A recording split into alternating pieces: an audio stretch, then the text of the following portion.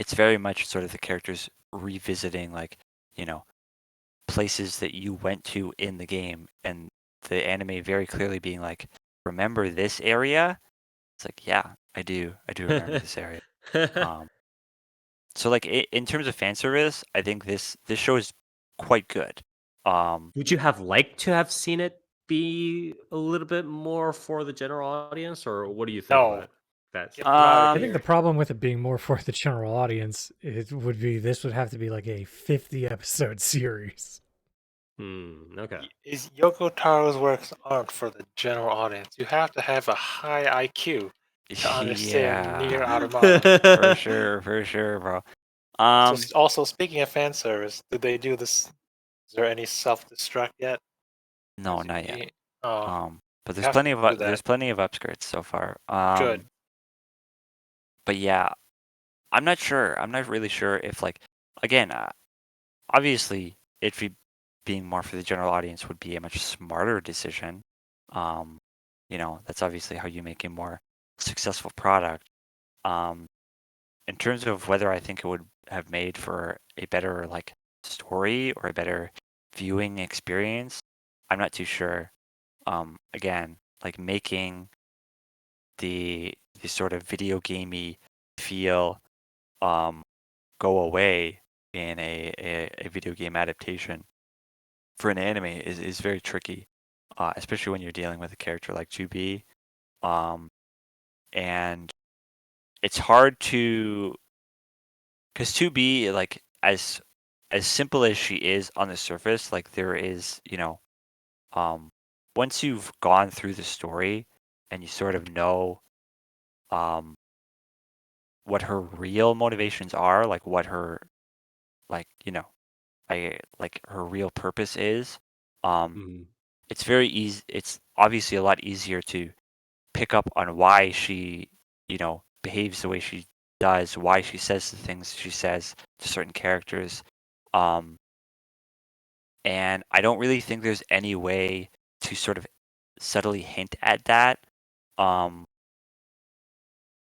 while like changing any of the dialogue. You know what I mean? I think Tubi sort of has to be Right. the way she is for her character to work, for the twist at the end to work. And like, yeah, I really don't. It's very hard for me to sort of think of a way that you could make this more for a general audience outside of like completely shifting this perspective to 9S, who's a much more chatty character, This um, kind of who actually who has reminds me. who has much more introspection. Um, Yeah. but we do still see some of that in this anime. It's just it is largely from the perspective of 2B, right? So Yeah. You know what this actually reminds me of? A very similar conversation that we had just recently, which was Witch of Mercury, right? Because we were talking about how Witch of Mercury was definitely a little bit distanced from the standard, especially the universe timeline, the standard, setup of the Gundam lore and the Gundam stories that we usually see, right? So it wasn't like necessarily a good description of it, or just good descriptor or good generalization. It couldn't the stuff that you see in Witch of Mercury couldn't necessarily be super generalized well to what you see in the general yeah, Gundam franchise with the series. Oh, not anymore, But buddy. that was Oh, but Spy, you want to talk Witcher Mercury? Well, I got some spicy things to say about that later. Don't worry. well, let me finish the analogy here.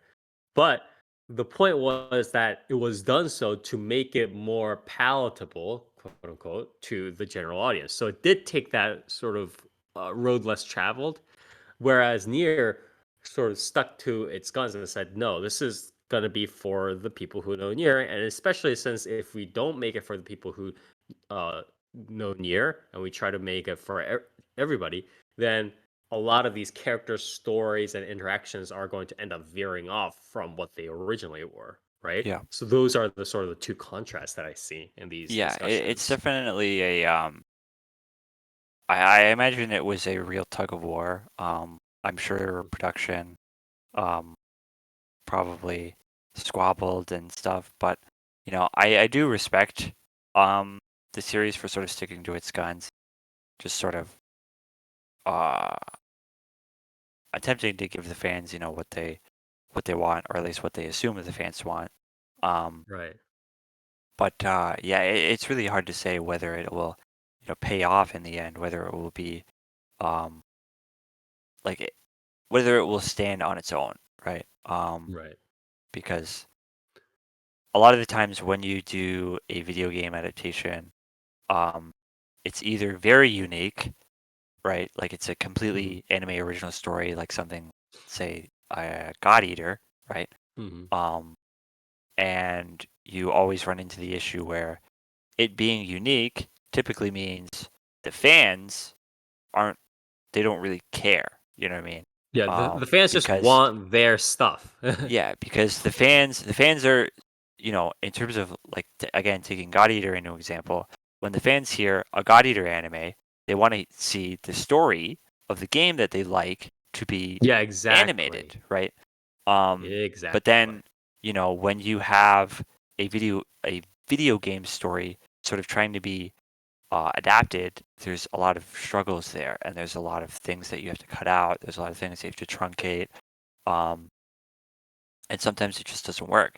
So typically, you Mhm. make, you take some of the characters, and you make a new story. But then it's like, well, with the fans, it's like, well, do I care? Because this obviously isn't canon, right? Like when you're taking characters from a game and then putting them into a story that just didn't happen from the game.